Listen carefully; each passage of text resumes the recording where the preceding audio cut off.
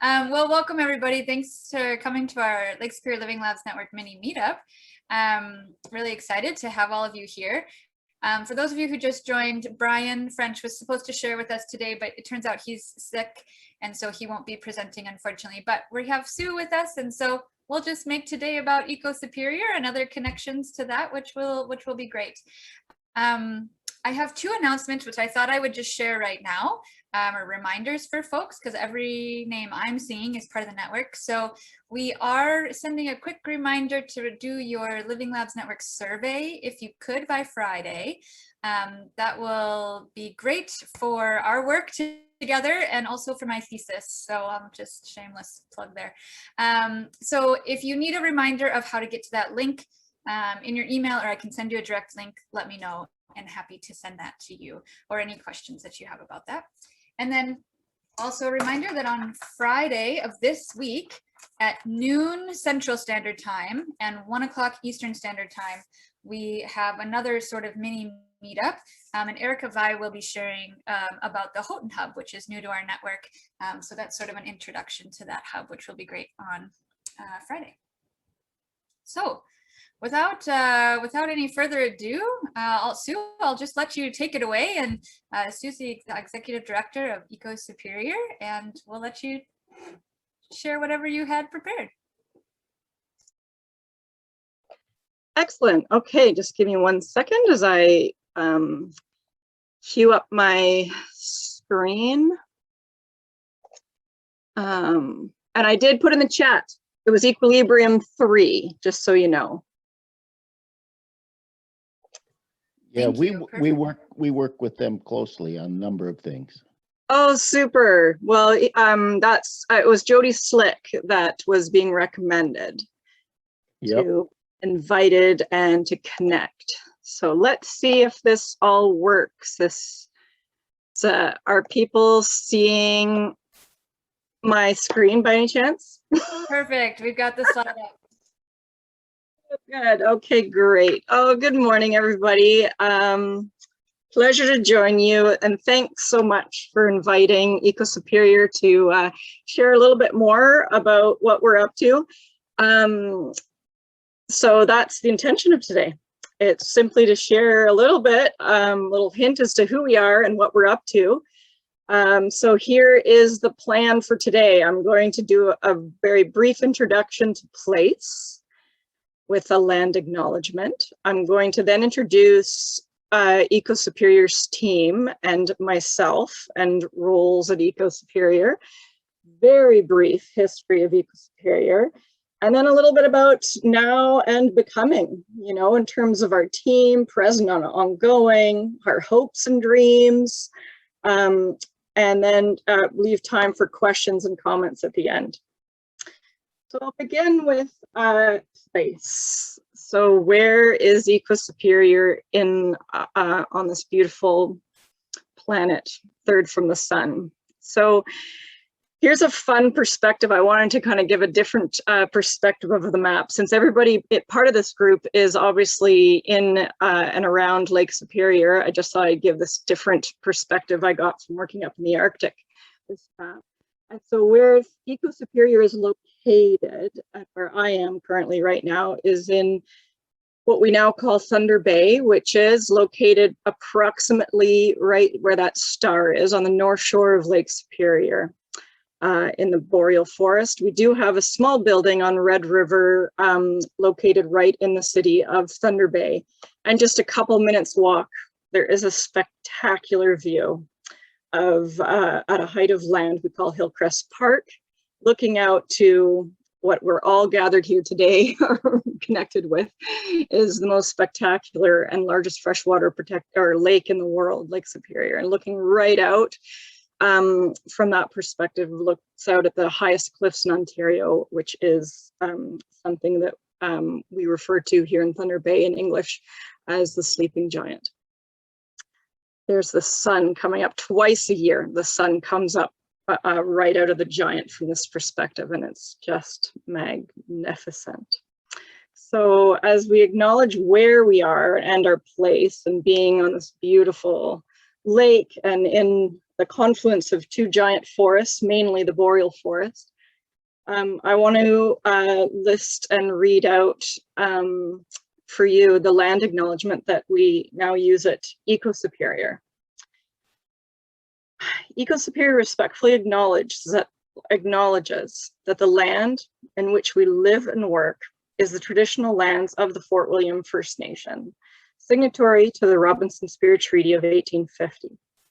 We further acknowledge that today, the city of Thunder Bay and region is home to many Indigenous peoples from across Turtle Island, otherwise known as North America. In the spirit of reconciliation, we are committed to building healthy relations with First Nations, Métis, and Inuit people based on the principles of mutual trust, respect, and reciprocity. Recognizing and honoring the past stewards and original land keepers, we aim to work together in a collective, collaborative society where all can connect meaningfully with the rich history of the lands and waters we call home.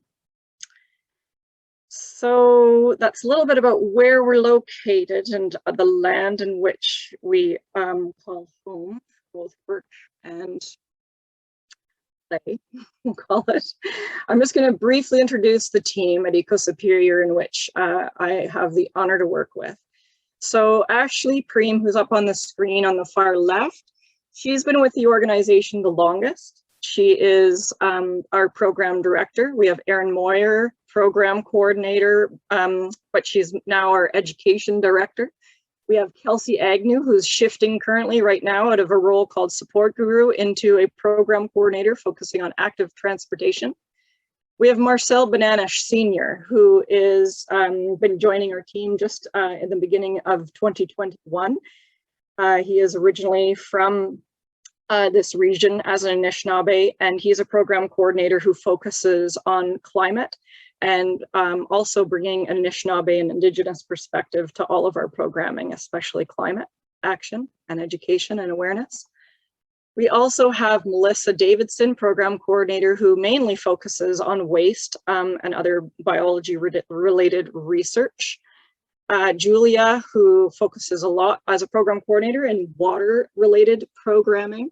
We have Brian Mpoza, recently joined our team in 2021 as our finance manager, Shayla in communications as our communications coordinator, and Karen Kirk, who is the program coordinator for the Thunder Bay and Area Food Strategy, which is also an umbrella under EcoSuperior's organization. So myself, my name is Sue Hamel. For those of you who don't already know me, I'm just been the executive director here at EcoSuperior since November of 2019. I replaced the executive director named Ellen Mortfield, who had actually been the ED since its inception. So she was almost 25 years, just 24 years and some, as the executive director for EcoSuperior. So that was pretty huge shoes to fill, and a pretty massive transition that I feel like the organization is still experiencing in this current shift with me stepping in. But where I come from 3 decades of environmental education, including the University of Connie Russell. She's a part of this group right now. I still refer to that. Anyways, environmental education, both as a student and even in graduate, at university and graduates programs as well, but also as an educator myself. And I also have some experience in research in that field. I've been a wilderness guide for years and worked also in various areas within conservation, including working for parks and protected areas. And that's across North America, from BC all the way to Quebec, from the high Arctic all the way down to Utah. And I've also worked and lived in Africa for 3.5 years working in this field. So that's kind of what I bring to the role. But I'm super passionate about this place that I have the privilege to call home, this community, my family. I'm a mother of 2. And also, the mission of EcoSuperior, which, let's be honest, I know I'm a little biased because it's the organization I work for, but could there be a more important mission? So the mission of our environmental not-for-profit is building a healthy future for people and the planet. is that not what all humans, I think, deep down are longing for? Probably the rest of life on Earth as well. So our not-for-profit was established and incorporated in 1994, 1995. It's got a couple of dates there. It's what we do is we offer meaningful environmental programs and services, mainly across this region, but sometimes it even extends beyond the region of Northwestern Ontario. We are governed by a volunteer board of directors, of which we have 11 currently from a diversity of backgrounds. We also employ 11 full-time staff. So, and what we offer, when I say meaningful programs and services, it's a diversity, which I'll get to in just a second, but just so that everybody understands how we exist and how we have maintained being in existence. It's pretty much full-heartedly from a group of dedicated, purpose-driven staff at EcoSuperior that work diligently on top of doing all the work. They're also constantly searching for other ways to get that financial support. And that support comes from funders, partners, and community, for which we are either networking with, we are applying actively, constantly applying for proposals and funding for, and working with partners who either reach out to us or us with them. And so the money, the financial support, mainly comes from the grants that are successful from all of that, from all levels of government. And I just want to point out, especially for all those who are here in Thunder Bay, but also to those folks who are not, in case you can get this idea to help strengthen what you do. We are so grateful at EcoSuperior. I'd say approximately 40% of all of our financial support comes from the city of Thunder Bay, and very few environmental not-for-profits across this continent can claim that. So I just want to give a big shout out to our city of Thunder Bay, who supports EcoSuperior and so much of the work that we do. Our other 60% comes from, I'm roughly saying that, come from other agencies and organizations, our fee-for-service projects and services, and our small regional operation that we also have, like we have an online store. We're also notably a member of GCC, which is Green Communities Canada, which is essentially an environmental not-for-profit in Canada that has member organizations like EcoSuperior that are environmental not-for-profits from across the country, coast to coast. And it's been a growing organization. It's fabulous for us for networking and then also collaborating on seeking funding together that benefit multiple environmental not-for-profits, and also for sharing ideas and best practices. So what are we doing? I'm just going to briefly get into that here, and I just want to leave mostly time for us all to ask questions or perhaps provide comments, because there are over probably 22 different active contracts and programs, and each with sometimes dozens of deliverables. So I'm not going to get into the weeds of everything that we do, but I'm going to give you a brief overview of what we're up to, because there is a lot going on with that small but mighty team that our EcoSuperior full-time staff. So essentially, here are the program areas. Water, in the area of water, is there a more important things we're working for as an environmental organization? I mean, water is life, period. I mean, it's the only reason why there's life on this planet. Well, maybe not the only one, but it's the main reason. So let's be honest, this is an important and has been since inception.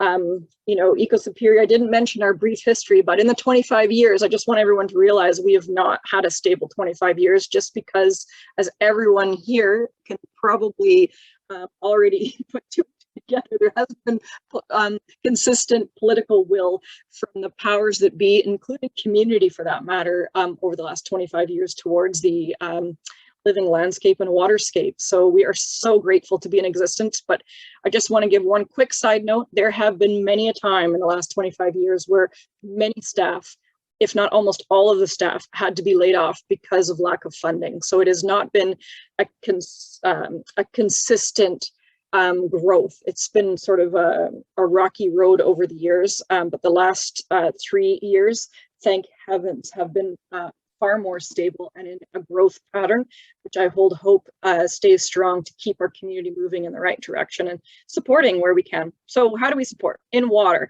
we work with the city of Thunder Bay. We sell these, they're actually repurposed giant olive jugs that come over from Greece. After those olives go to the restaurants, these olive jugs then get turned into water barrels, which we then sell to the community at a discounted price. And that way community can actually collect water off of their roof, so rainwater, to be able to water their gardens.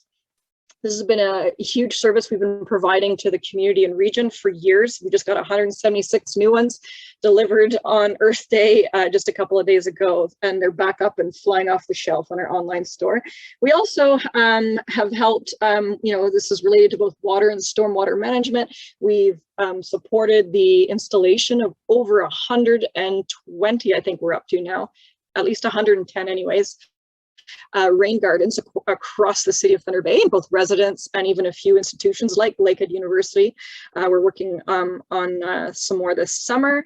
And then we do a lot of shoreline cleanups, and we do storm drain work. The list goes on of what we do around water, especially litter prevention and also litter cleanups, which relates to the next one, which is waste. That's probably the oldest program that Eco Superior has. Its 25th anniversary will be next summer, which is Spring Up to Clean Up. It's a giant citywide cleanup program that we do thanks to funding from the city of Thunder Bay and the support of this community. So this is unbelievable. We just launched it about, was it 10 days ago now at the most? And to give you a perspective, this has been growing over the years. 2019 was our largest year we had for Spring Up to Clean Up. I think 10,000 community members in Thunder Bay were part of Spring Up to Clean Up. What is amazing is if we compare to 2019, which was our last pre-COVID, launch of it, we just launched and we've now already seen double the number of registrants in the same amount of time, like in terms of 10 days. We're not done yet, but we're seeing giant growth in that area. And yet again, our city of Thunder Bay stepping up to the plate to collect cigarette butts, garbage, waste, litter, recycling from across our city, preventing it from going into our waterways and into our soils and into Lake Superior. So we also have the Thunder Bay and Area Food Strategy, which has been housed under Eco Superior for since 2013. There is currently one program coordinator by the name of Karen Kirk that I introduced earlier, and she is their main and one full-time staff that does an enormous amount of work to get the dreams and desires from an executive committee that sort of helped to create this work plan, and she gets funding from various sources, including City of Thunder Bay, towards food security, food sovereignty, and supporting all things local food in this region. And just some newly signed proposals in the last few days, that program is taking off, and I'm super thrilled to see the strengthening of that. Here's some other program areas Eco Superior focuses on: active transportation, working with the City of Thunder Bay and community partners and schools to, create more commuters and support commuters by teaching safe cycling, helping infrastructure to be built around schools, and even education programs for parents and teachers and school administration to support active transportation, working with the health unit. The list goes on around that, even working with seniors and adults and all groups to be able to just create more active transportation, both walking and wheeling, so not just bicycles.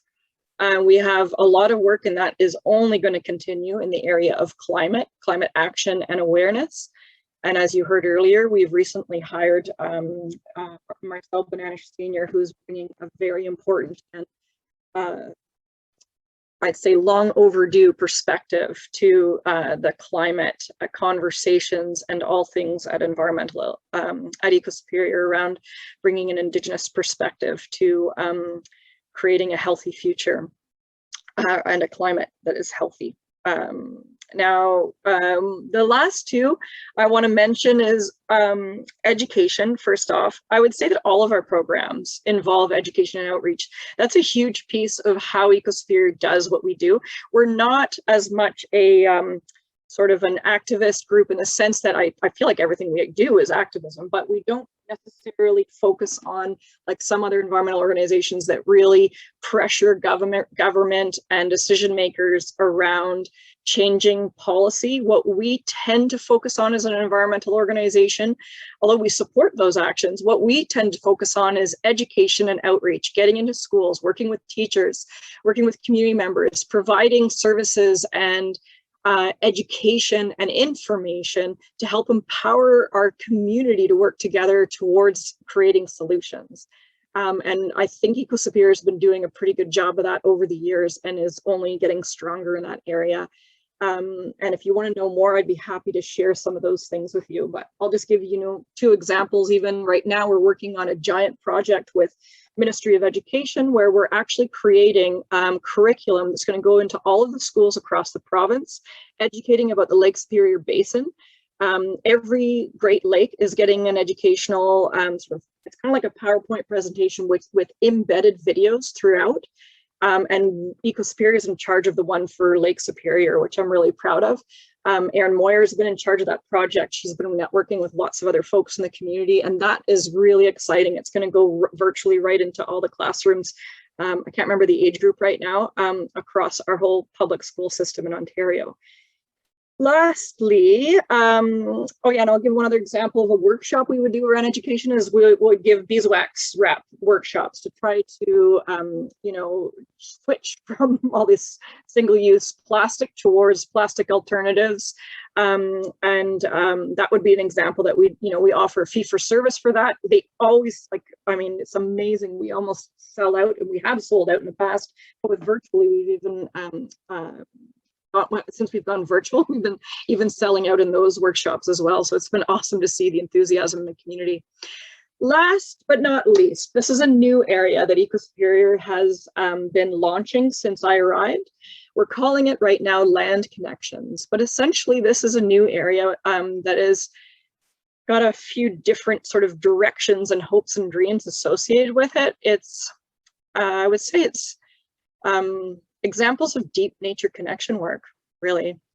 It's kind of like, why are we doing all these other pieces in some ways? And it's, whether it's climate, active transportation, plastic reduction, waste reduction, all these things, this is giving this underlying piece as well that I see and I'm very passionate about because I come from the field of environmental education is, a big thing that I'm seeing right now across, well, in my own lived experience in this day and age, with the way I've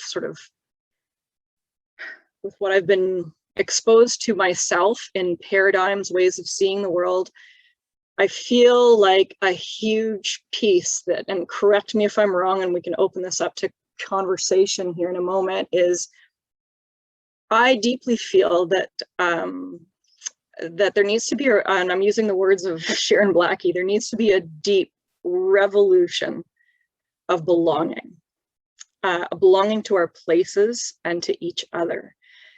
And for this, I'm really thrilled to, around this sense of belonging to place and to each other, to our communities.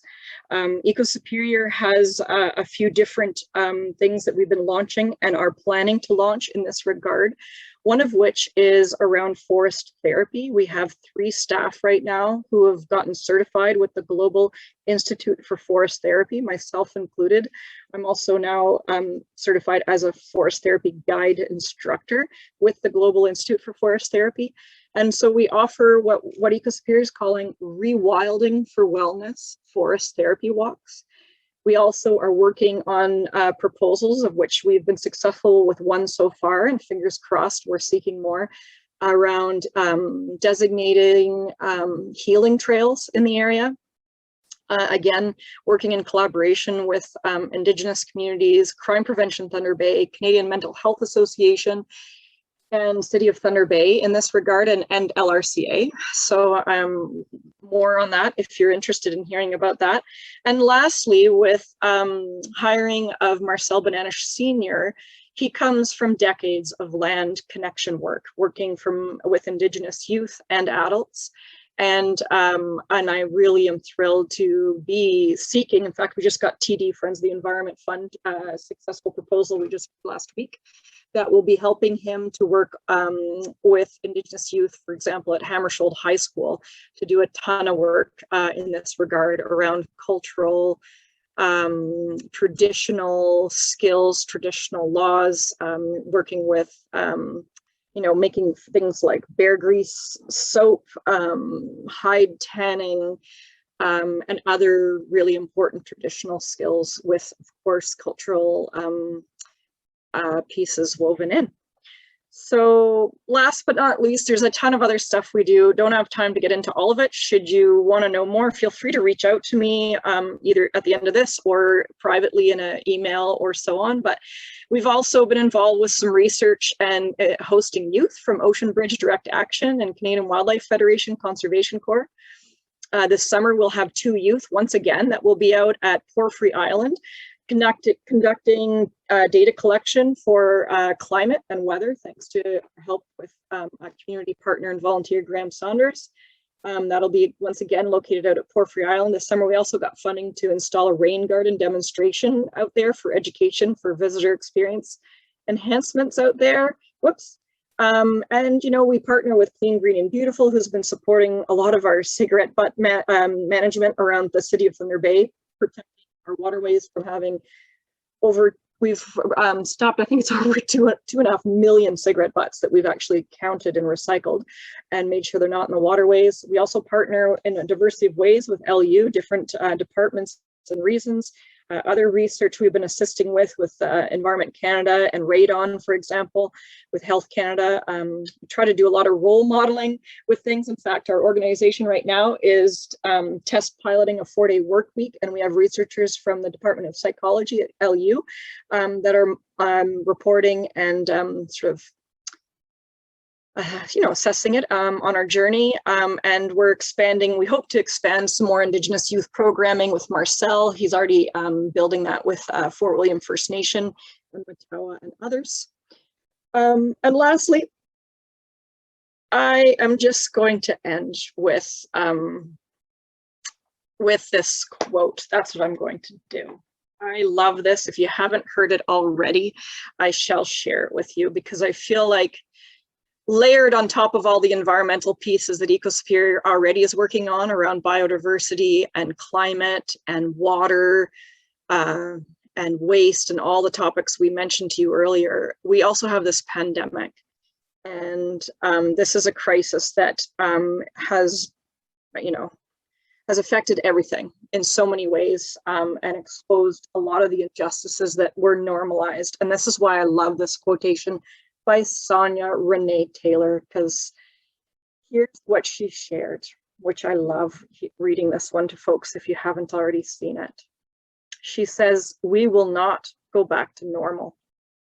Normal never was." Everybody, and the reason why I love this too is I'll hear a lot of people like, "Oh, I can't wait for things to get back to normal." I feel like I don't want things to go back to normal, and I would imagine most people on this call don't either. Anyways, she says, "We will not go back to normal. Normal never was. Our pre-corona existence was never normal, other than we normalized greed, inequity, exhaustion, depletion, extraction, disconnection, confusion, rage, hoarding, hate, and lack. We should not long to return, my friends. We are being given the opportunity to stitch a new garment, one that fits all of humanity and nature." Well, thank you. That's my presentation for today, and I am open to any questions or comments or dialogue that may come from this. Thank you. Thanks, Sue. That was great. Even I've gotten to hear, we'll do a little clappy hand. Yeah, I've learned a little bit, but I still learned a lot about your programs through this. This is really helpful. I see we can open it up for discussion, but I would just draw us to the chat quick, and then I can hand it over. People can unmute. Mindy was wondering about the funding through the City of Thunder Bay, and if And I know you had mentioned you were funded partially by that. And is it to meet regulatory obligations around things like stormwater regulations or others? So we can start there and then go from that. Well, big question, because there's a lot of different line items from a lot of different budgets and programs. So my quick answer, without getting into the weeds, is some, yes. And others, it's, you know, of course, like, I mean, how do I answer that in a simple answer? Yes, and how about that? Yes, and yes, and. And so there's a lot of co-creation that happens. And of course, you know, the city has things that mandate from top down to them, whether it be, you know, from city council or perhaps even above from provincially or federally.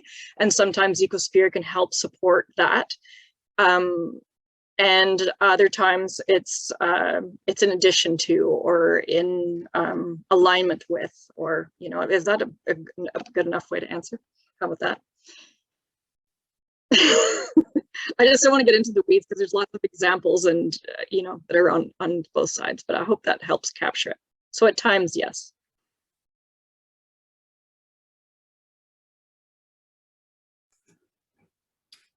Great, thanks. Randy also put in the chat, Randy, I can read it unless you wanted to expand. Has your role and set of activities changed since Thunder Bay declared a climate emergency? Well, good question. Well, first off, I just want to give a big shout out to Ainsley Klassen. I don't know if she's even in on this right now, but she used to work for Ecosphere, and she played a huge role with her committee, for those who are also on that committee, to actually bring that to City Council to have it declared. So I'm super proud of her and the team that brought that. Yes, though it's not as quick of a turnaround as I would have liked in terms of where we're at with that, but I do foresee that changing over the next year and two, as funding and staff capacity and everyone sort of comes together and continues to wrap their head around climate. Yeah. Check out our, by the way, we did just launch a new page on our website last week, Act on Climate. So it's ecosphere.org/actonclimate. That just got launched on Earth Day, and it's got a ton of information around that. And then we hope to continue to work in that regard. But some we've already been starting to act thanks to that declaration. But it's all hands on deck. Let's just be honest. It's all hands on deck with that declaration, as it should be. Everybody, every institution, and every level of government, and everyone at this table. This is one thing that's bringing all of humanity together, and those of us with more privilege have the more responsibility to do. Yeah, I'll leave it there. Any other any questions? Yeah, Charles has his hand raised. So Charles, go ahead if you want. Although Randy, I see you're unmuted too. And thanks, you shared an article in the chat with us all. Yes, I did.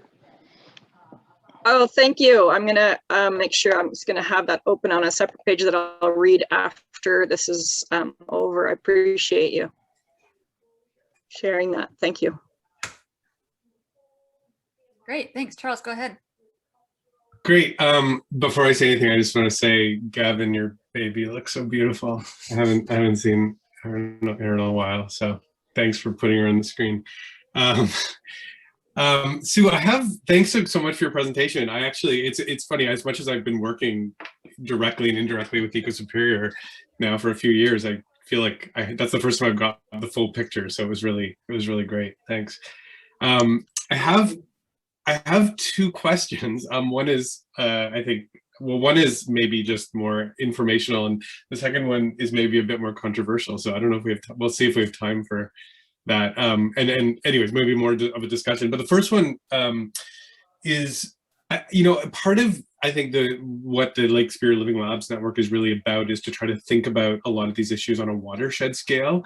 And I know that you're doing that. And a lot of what you talk about was very much about Eco Superior and the program. So I'm just wondering if you could say maybe a little bit more about, and I think especially for folks that are in Duluth and, and Houghton, where, because this is a question I wrestle with a lot, is like, how do we think about doing this kind of place-based work that is obviously so important? You talked about building community and like really about the places we are, and that's where you started, but also kind of thinking about things at a network level or at a scaled level where, obviously these issues are not just about Thunder Bay. They, really these things are so much bigger. So I'm just wondering, maybe just your thoughts on some of the work you're doing and how it kind of maybe connects to this watershed scale thinking that we're kind of playing with in this network.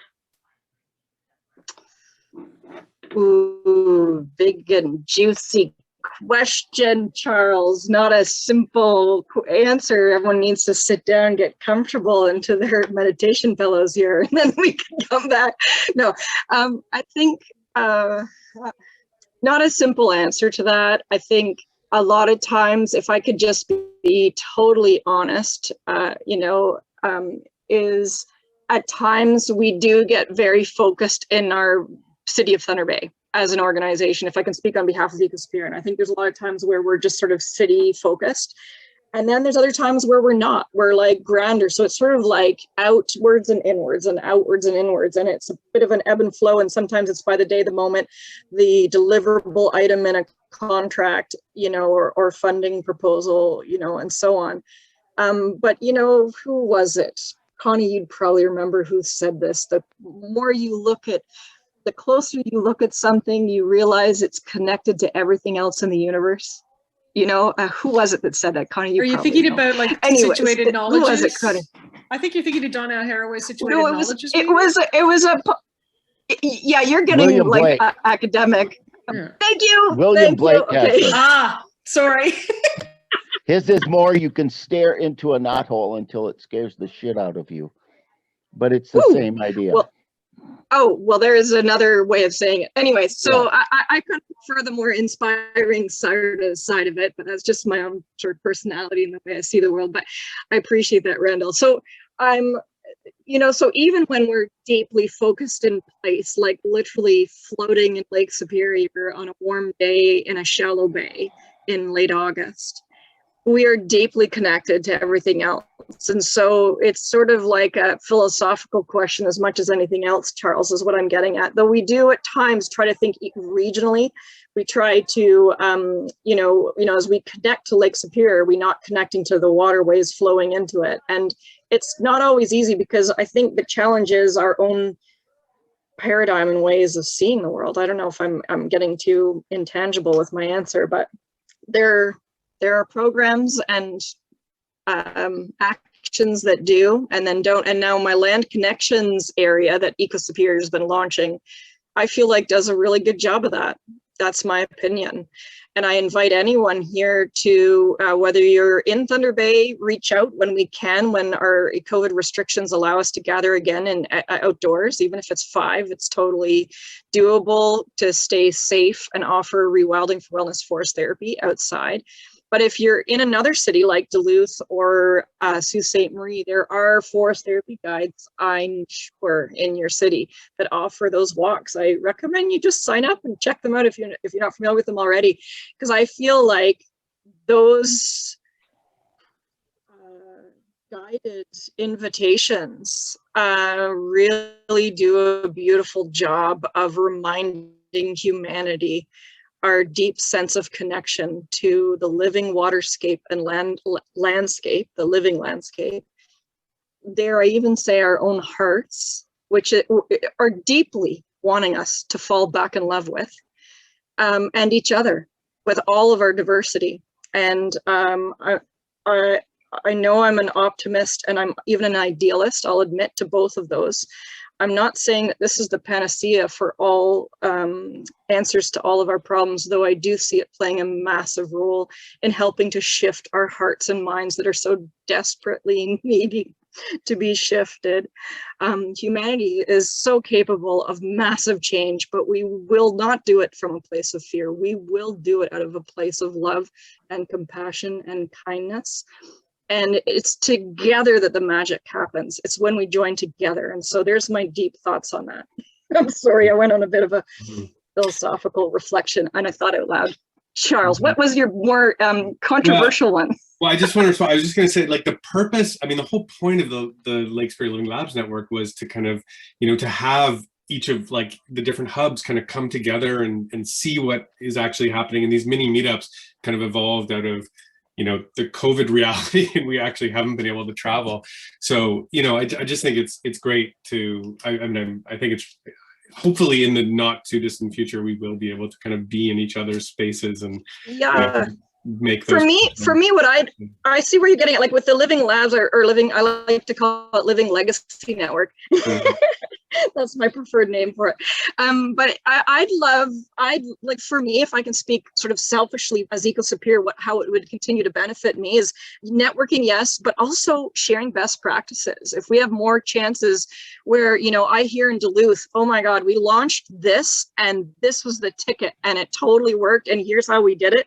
You know, those are the things that I think I'd like to, we know what the problems are. Let's get together and talk about what are the solutions and what are our best practices that work really, really well, you know, whether it be in your group of colleagues or in a community-wide thing. And no doubt we're similar enough across borders that we could perhaps have whatever is growing in your community or in your workplace, even in your workplace, like it doesn't have to be in your community, spread all around the lake. We're all drinking the same water. It's all the same juice. We are all Lake Superior, aren't we? Like we're more Lake Superior than we are anything else, actually. We're just Lake Superior talking to each other if we're all drinking the tap water. Mm-hmm. Interesting way of putting it. Charles, I know you have a second question, but I'm I do gonna see hold. Connie and Yeah, I'm gonna hold it. Okay, was it too controversial? I mean, I'm up it's just opening a different can of worms. I'll put it in the chat box just because it is something I'd like to discuss at some point. But let's go on to others. Great. So Sue, it was great to see you, and I'm just so delighted that you ended up joining Eco Superior. It's great for them, it's great for you, and great for the community and Lake Superior, so it's awesome. I just wanted to ask you it's a curiosity question, actually. I was intrigued that you're doing a research project on 4-day work weeks, and so I was wondering how that started, because I think there's such potential there in terms of personal sustainability and well-being, but also in terms of disrupting capitalist, you know, emphasis on, you know, our obsession with work. So I just wondered if you could talk about how that started and, you know, oh my gosh, I'm intrigued. Yeah. I love that you're asking that, Connie, because there is grand intention behind it and you are hinting right to it. I you know, joined the team and I saw how hard working this team was. And let me just be frank and honest with everybody here, if you're not already well aware of this. Non-for-profit employees are not compensated fairly. They're just not. So it's a sector that's greatly underpaid. And I'm just going to leave it at that. I could talk about that forever, but I will leave it at that. This is important. So coming into the role, seeing the pay scale on my second week on the job, I almost fell off my chair. And I was shocked, I was disappointed, and I was sickened by what I inherited and realized, and now I realize is actually across the province, if not the world.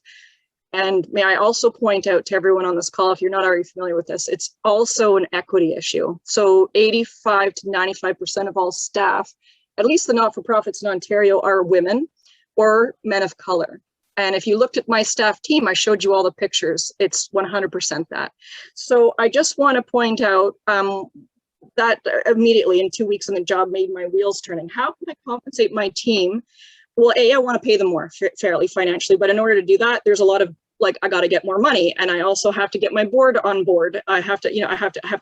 Okay, so how can I, before I could get all those ducks in a row, which take time, how can I also compensate them in other ways?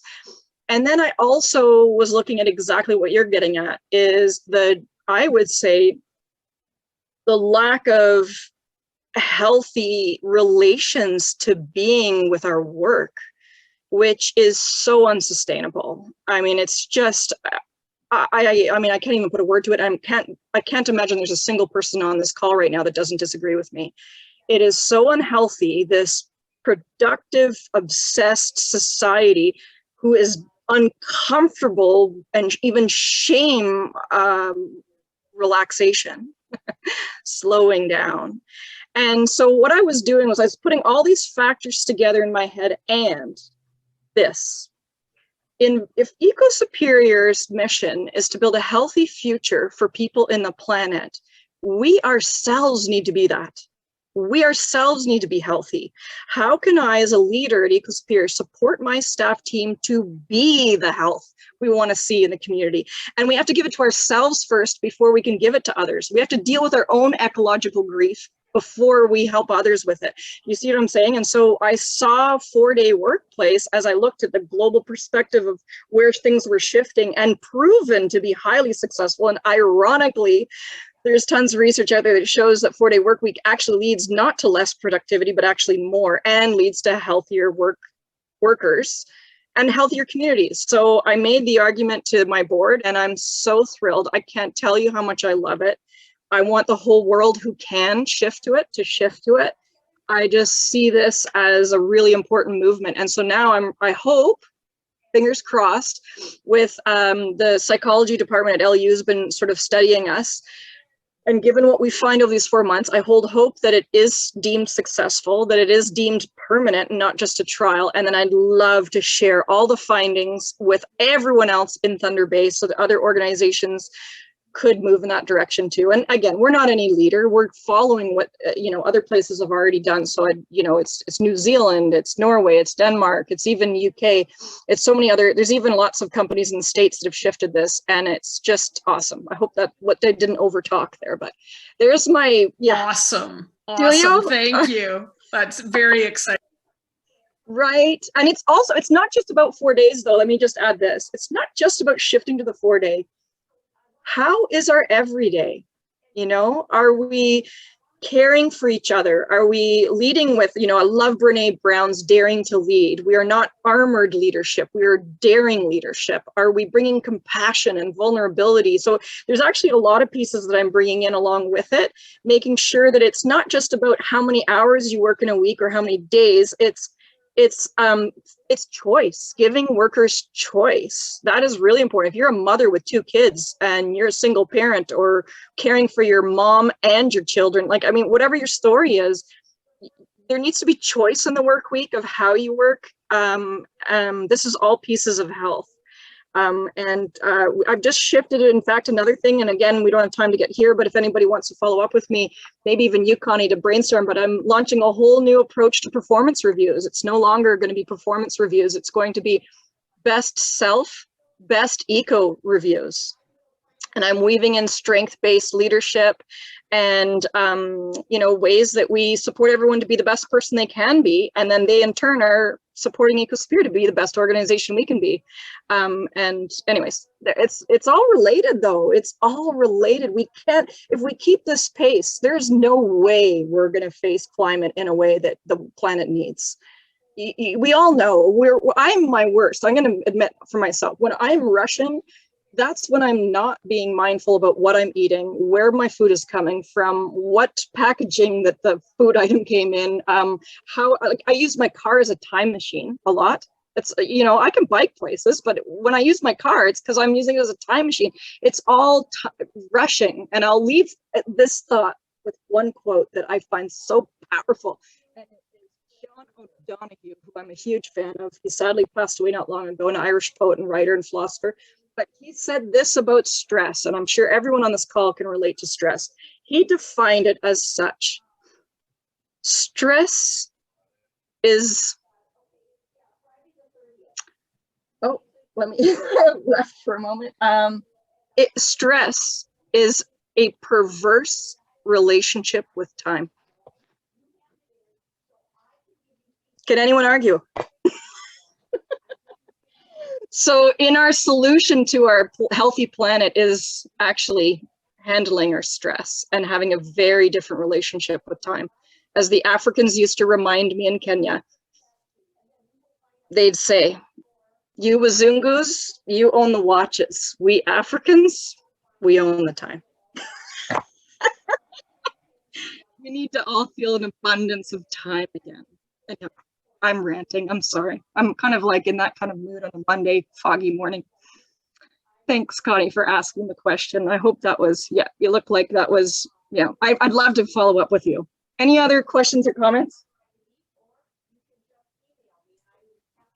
This is great. There is a lot in the chat. Gavin had to go, but and Devin, I won't put you on the spot here, but just mentioning that Devin is working on her PhD looking at folk schools, and there might be some overlap on education and community education. So Devin and Sue, I don't know, maybe you already know each other, but Well, we can follow up. Yeah, there you go. And then Charles, yeah, did add his second question here about considering the crisis level situation of the current moment, is education enough? Blah, blah, blah. I know, not blah, blah, blah. That's an important question. Sorry, Charles. But I did want to say, I just noticed the time and we do try to end these a few minutes before the hour is up. So folks have a chance to get a bio break before the next meeting. So I'm going to maybe copy and paste some of these questions so we have them saved, or we're recording, so we'll have the chat. So those will be saved if Sue or others want to follow up in the future. Awesome. Yeah, let's definitely to follow up. And is education enough? And I'll do a real brief answer to that. No, it's not. No, it's absolutely not. Like we need all hands on deck from all perspectives. I just feel like Eco-Superior, everything we do is political, you know, like even just speaking out is disrupting silence, and, you know, all unhealthy behaviors are sustained by a culture of silence. So by us speaking out, we write letters to all levels of government? Absolutely. So it's not like we're not actively being active citizens. It's just our organization isn't focused as an advocacy political pressure group, which a lot of some environmental groups do, and we need those. We can't have just one or the other. We actually need both. And so, you know, Eco-Spirit tends to focus in this direction. But then, so let's be honest, I get funding from municipal, provincial, and federal. So turning around and criticizing them outwardly and openly in the media wouldn't necessarily be a helpful way for me to continue a healthy relations. But do I work from the inside? Like last week with Environment Canada, with a pretty high up person talking about shifting that needs to happen, and they're directing their funding to maybe make that happen. That's the kind of ways that we do it. We don't do it outwardly and like some of the other ones. We need them all. We need all of those hands on deck. We need academics. We need passionate mamas and papas. We need it all. There's my answer to that for now. Thanks. Yeah, thanks, Sue. Yeah, something I think a lot of us struggle with if we're teachers, or where do you put your energy when there's so many things? Right. Yeah, but you know, as Paul Hawkins says, it's being part of that blessed unrest and seeing us all part of that movement, right? Social justice, environmental justice, and, you know, love. I see the word love. Love the idea about being healthy first. Okay, there we go. And it's about love. Oh my goodness. So feel free to reach out. My contact, I'm sure, is being shared around, or visit our website, ecosuperior.org. You can find my contact info there. Thanks for allowing Eco-Superior to kind of give you a little taste of what we're up to in a day-to-day. Totally. Thank you so much for sharing. This was fantastic. We had lots of questions coming up and lots of people being inspired. So that was awesome. And thanks for being here, everybody. So nice to see your faces or your names. And we'll call it a day, so you have a few minutes before the next meeting. Thank you all. Thanks, everybody. Love. Thanks. Enjoy the full moon tonight. Yeah. Looking forward to that.